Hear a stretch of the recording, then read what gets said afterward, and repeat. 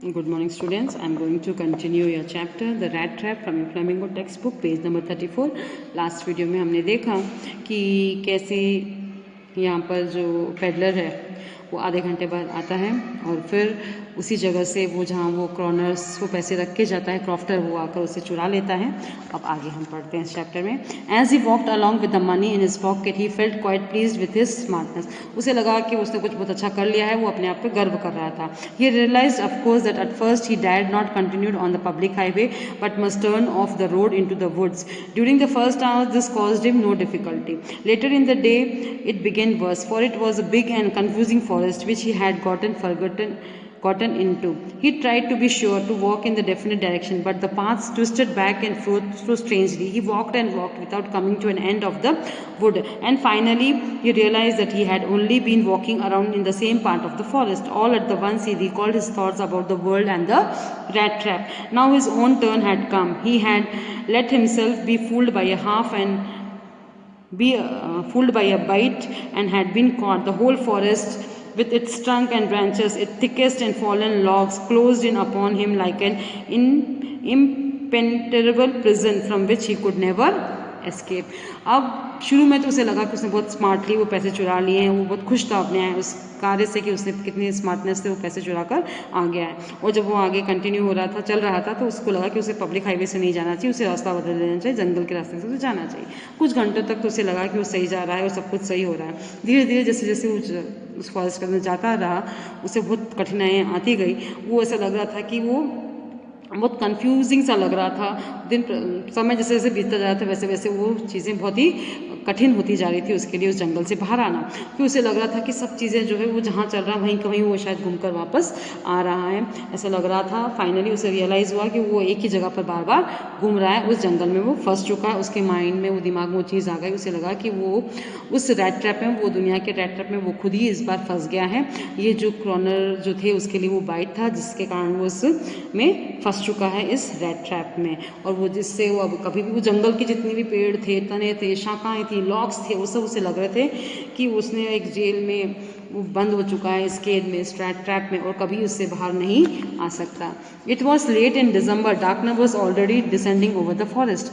दिसंबर का महीना था, डार्कनेस बहुत जल्दी हो रही थी। दिस इंक्रीज द डेंजर, ये डर ज़्यादा बढ़ गया था। Increase also is gloom and despair. Finally he saw on the way out, he sank down on the ground, tired to death. Finally उसने क्या करा, अब उसे लगा कि बहुत ज़्यादा अंधेरा भी हो गया, कुछ दिख नहीं रहा था, उसे लगा कि अब उसकी मृत्यु तो बहुत समीप है। वो चुपचाप वो धरती पर लेट गया। But just as he laid his head on the ground, जैसे उसने सिर रखा, he heard a sound, a hard regular thumping. एकदम से उसे साउंड सुनाई थे, हार्ड थम्पिंग, जैसे किसी को ठोकते हैं वैसे। There was no doubt as to what that was. He realize himself, उसे पता चल गया था कौन सी आवाज़ है। Those are the hammer strokes from the iron mill. उसे लग गया था कि हथौड़े की तेज आवाज़ है और आयरन मिल से आ रही है। He thought that must be people nearby. उसे लगा कि वहाँ आसपास ही लोग होंगे। He summon all his strength, got up and stretched in the direction of the sound. अपनी हिम्मत जुटाई, उसने उठा और उस आवाज़ की दिशा में ही वो चल पड़ा। Ramsjo ironworks, which were now closed down, were on not so long ago a large plant with smelter, rolling mill and forge. In summer times long lines of heavy launched barges and scows slid down the canal which led to a larger inland lake, and in the winter times the road near the mill were black from all the coal dust which fitted down from the big charcoal कार्टर्स।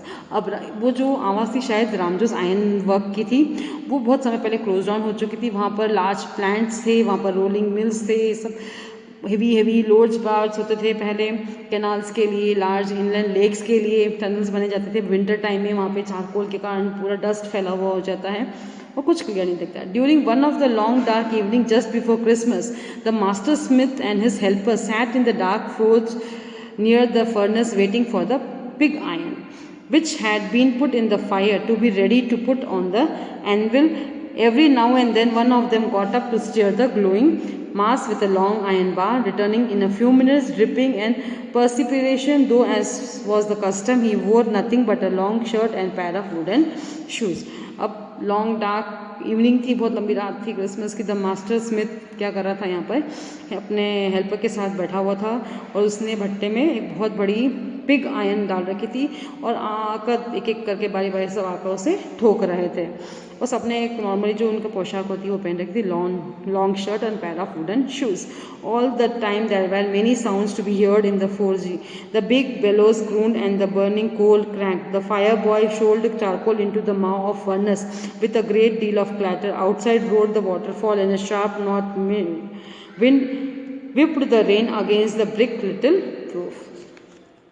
It was probably on account of all this noise that the blacksmith did not notice that a man had opened the gate and entered the forge until he stood close up to the furnace. इन सब आवाज़ों में, इन सब गतिविधियों में ये एक कारण रहा होगा। इतनी आवाज़ों में वो ब्लैकस्मिथ ने नोटिस नहीं किया कि उनके मिल का दरवाज़ा खुला और कोई आ गया, जब तक वो व्यक्ति खुद जाके फर्नेस के सामने खड़ा नहीं हुआ। Surely it was nothing unusual for a poor vagabonds without any better shelter for night to be attracted to the forge by the glow of light which escape to the sooty panels and to come into the warm themselves in front of the fire. ये कोई नई बात नहीं थी उन लोगों को, उनको पता था कि वैगाबॉन्ड जो घुमक्कड़ जो है रात को संरक्षण आश्रय के लिए कई बार आ जाते हैं, क्योंकि यहाँ बहुत अच्छी जगह है अपने आप को गर्म करने के लिए, इसलिए उनको कोई आश्चर्य नहीं दिखा। The blacksmith glanced only casually and indifferently at the intrude. वो ब्लैकस्मिथ ने बिल्कुल ही ज़्यादा ध्यान नहीं दिया, यूजुअली थोड़ा सा देखा, नॉर्मल उसके लिए था। He looked the way people of this type usually did, जैसे लोग करते हैं, with a long beard, dirty ragged and with a bunch of red traps hanging on his chest. उसके अनयूजुअल थिंग्स थी, बियर्ड बड़ी थी, कपड़े गंदे थे और रेड ट्रैप्स को उसने टांग रखा था। He asked permission to stay. The master blacksmith nodded a haughty consent without honouring him with a single word. उसने सिर्फ परमिशन मांगी रुकने की, मास्टर ने कोई हीट नहीं दिया, जस्ट हल्का सा नॉड किया और कुछ भी नहीं बोले। The tramp did not say anything either he did not come that to talk about, only to warm himself and sleep. उस ट्रैम्प ने भी, उस पेडलर ने भी कुछ नहीं बोला, ना कुछ किया, उससे भी सिर्फ एक रात गुजारनी थी, अपने आप को गर्म करना था। In those days the Ramsjo iron mill was owned by a very prominent iron master whose greatest ambition was to ship out good iron to the market. He watched both night and day to see the work was done as well as possible, and this was very moment he came into the forge and one of his nightly rounds of inspection. ये रामजोस iron मिल जो एक prominent iron master ने खरीदा था, उसका ambition था कि अच्छे जो आयरन है, गुड आयरन है, वो मार्केट में शिप करी जाए, और इसको दिन रात वो देखने आता था, और वो मोमेंट उस दिन रात को, उस समय भी वो इंस्पेक्शन के लिए आए थे। Naturally the first thing he saw was the tall ragamuffin who had eased his way to so close to furnace that steam rose from his wet rags. The ironmaster did not follow the example of the blacksmith, who had hardly dignified and looked at the stranger. He walked close up to him, looked him over very carefully, then tore off his slouch hat to get a better view of his face.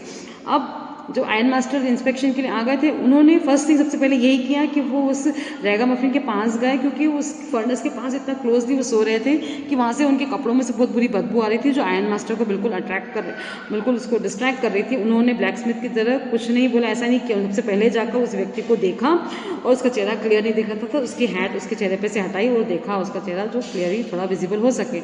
But of course it is you Nils Oluf, he said, how you do look. The man with the rat trap had never before seen the ironmaster at Ramjos and did not even know what this name was. But it occurred to him that if the fine gentleman thought he was an old acquaintance, he might perhaps throw him a couple of chrono. Therefore, he did not want to undeceive him all at the once. अब rat trap वाला व्यक्ति समझ नहीं रहा था कि वो iron master जो रामजोस के थे, उसने उसको किस नाम से बुलाया। वो बिल्कुल पता नहीं था उसको कौन सा, उसके लिए बहुत सब कुछ अजीब था, उसे कभी देखा ही नहीं था, मगर उसे लग रहा था कि अगर इनने मुझे अपना कोई पुराना मित्र या रिश्तेदार समझ लिया तो कोई दिक्कत नहीं है, समझने दो, मैं अगर जान लेंगे तो मैं उनको थोड़ा क्रोनो दे दूंगा और सब चीज़ें वहीं सेटल हो जाएगी। Yes God knows things have gone downhill with me, he said. अब उसने क्या करा उसी बात को कि उसने कहा कि हाँ मेरे साथ भगवान ने देखो कैसा कर दिया है। You should not have resign from the regiment. अब वो क्या कह रहे हैं आयरन मास्टर कि आपको रेजिमेंट से रिजाइन नहीं करना। उन्होंने अपने किसी और मित्र को इसे समझ लिया था। Said the iron master, that was the mistake. If you only had still been at the service at the time, it never would have happened. Well, now of course you will come home with me. उसने कहा कि अगर आप ऐसा नहीं करते तो शायद आपके साथ इतना बुरा नहीं होता। चलो ठीक है, चलो आपको मेरे साथ अब मेरे घर चलना होगा। To go along with to the manor house and be received by the owner like an old regiment comrade, that however did not please the tramp. मगर इसको पेडलर को लग गया कि अगर इसने मुझे एक रेजिमेंट कॉमरेड समझ लिया है तो ये सही नहीं होगा कि इनके साथ मुझे जाना इनके घर में एज ए ओनर, और ये उसे बिल्कुल सही समझ में नहीं आता। उसने क्या कहा, no I couldn't think of it, he said looking quite alarmed. उसने कहा कि नहीं नहीं, मैं बिल्कुल भी ऐसा सोच नहीं सकता। और हम इसके बारे में और आगे इस लेसन को पढ़ेंगे नेक्स्ट वीडियो में। Thank you.